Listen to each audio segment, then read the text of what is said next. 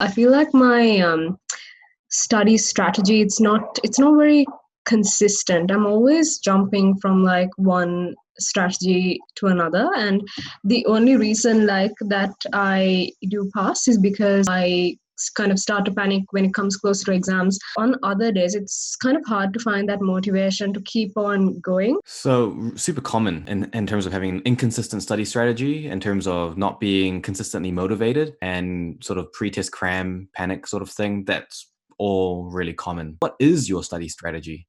What I used to do was I used to go for lectures. Like I used to go for all the lectures, and we had like a lot of compulsory components at my university. But at the end of the day, I was just like so tired, and like I couldn't come when I came home. It was like hard to sit down and like focus and like study. And as a result, I got behind on like a lot of lectures. So there's a few things that we need to do. I think there's five changes that you need to make. And those five changes, if you're able to make all of them, they should just pretty much nuclear bomb solve your problem for you. The first thing is that one of the most important things that you can do for your study regime is actually this thing called priming. And the priming is something that I've talked about a lot. I'm not sure if you've heard about it in any of my other videos, but Yeah. priming is how your brain knows what it needs to learn and how it needs to think about it before it even knows what to learn, right? So it's Right. like if you're painting a wall, instead of painting from one corner and just getting it perfect,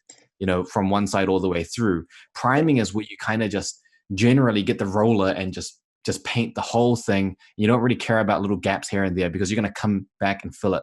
When you are driving somewhere and then you put on Google Maps where you're going to go and it gives you the outline and you're like, oh, it's like up north. That's generally where I'm going. Or it's like, oh, I'm going to go onto the motorway and then take this huge U-turn and go Yeah. south again. Like it's that big picture that gives you an understanding of the lay of the land, the general landscape. And that is really, really important because otherwise what happens is when you learn all the information, it just doesn't make sense. You're spending so much time trying to figure out what the purpose and relevance of this meaning is that your brain doesn't know what to do with it. And that's not a good situation psychologically for your brain to be in. Yeah. Your brain likes to be in situations where there is a clear focus and a clear direction and a clear problem to solve, where information is coming in as a clue and information needed to solve the problem. So priming puts your brain in a state where it can solve problems effectively. Mm-hmm. And so that's one of the most important things you can do. And priming doesn't take very long. You can prime an entire lecture's worth of material in like 10 minutes. You're just reading through diagrams, main headings, beginnings and ends of paragraphs, key terminology, bolded words, and just getting an idea, what are the main concepts here? What's the gist? And how do those main concepts all connect together without getting sucked into the detail?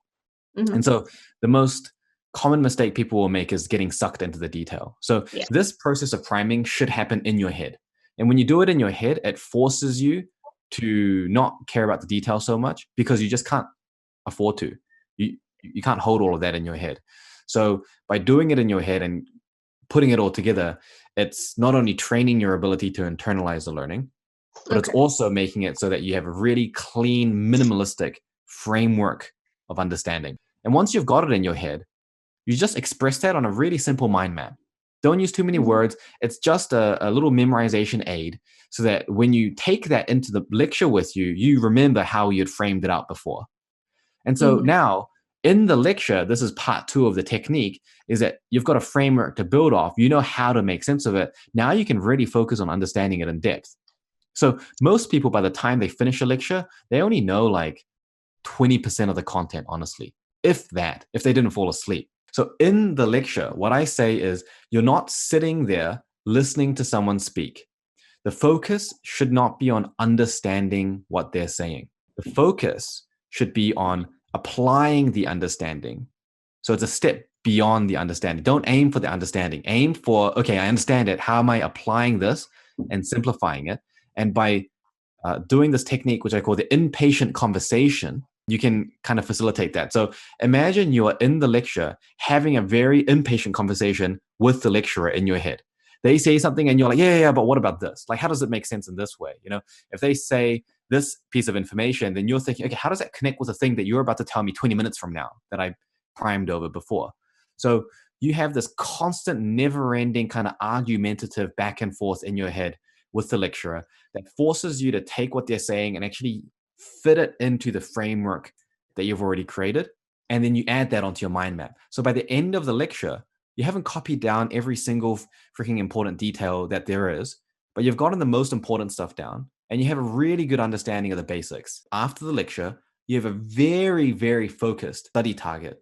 All you need to do is fill in the gaps, consolidate, and learn some of those details that you are very aware that you missed. Instead of attending a 1 hour lecture and then spending 4 hours to study it, that now becomes spending 10 minutes before the lecture, taking 1 hour for the lecture, and then taking 1 more hour after the lecture to learn it to 80 to 90% retention, mop up some of the rest with flashcards.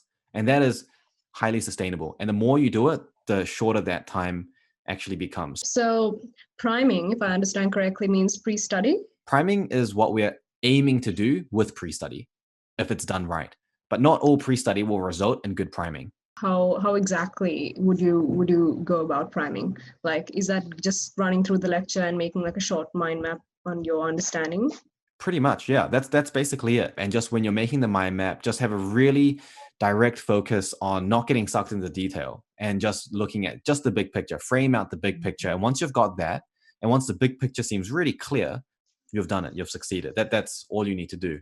You mentioned flashcards. Flashcards never really worked for me in the sense that you can't really put everything into flashcards.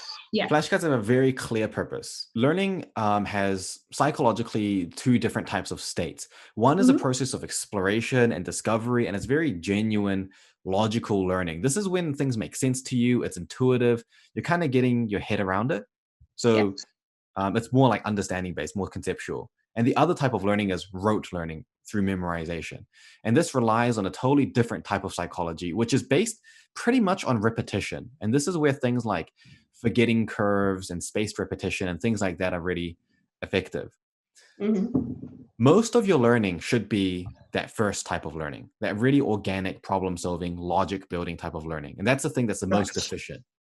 Most people do it the other way around. 70, 80% of their learning is rote learned, and they almost accidentally figure out the logic. It should be the other way around. Deliberately try to find the logic first, and then the remaining 20% or so worth of details that you can't seem to wrap your head around, those are rote learned. And that's what goes into flashcards. A lot of people say, mind maps don't work, flashcards don't work. Usually what they're doing is they're mixing the two up. They're putting memorization stuff onto mind maps, and they're putting logical, conceptual things onto flashcards. So just draw a real clean line between what needs to be memorized and what can be logically understood. Okay, that made it so much more clear. Thank you. And by the way, don't use physical flashcards. Only use digital flashcards. Oh, okay, why is that? Yeah, so the benefit of flashcards is the fact that you can do it off spaced repetition, and you can test discrete specific facts at a periodic interval. Yeah. That means that number one, you need to be tracking each card in terms of when you get it right, when you get it wrong, and when you need to do it next. You can't really do that with physical flashcards. And also, it's just too cumbersome. The second major benefit of flashcards is that you can do them anywhere. You can do 1 or 2 flashcards here and there. And throughout a day, you can easily clock out 50 to 100 just from the time you spend sitting on the toilet or walking to the bus stop. So that type of micro learning, you can't really do that if your flashcards are like in your bag and you're just not going to be bothered doing that. The only benefit of writing it down in physical ones is the act of actually writing. But the thing is that that's not where the benefit of flashcards is. The benefit of flashcards is in the act of recall afterwards. So it's just not worth the pro-con ratio.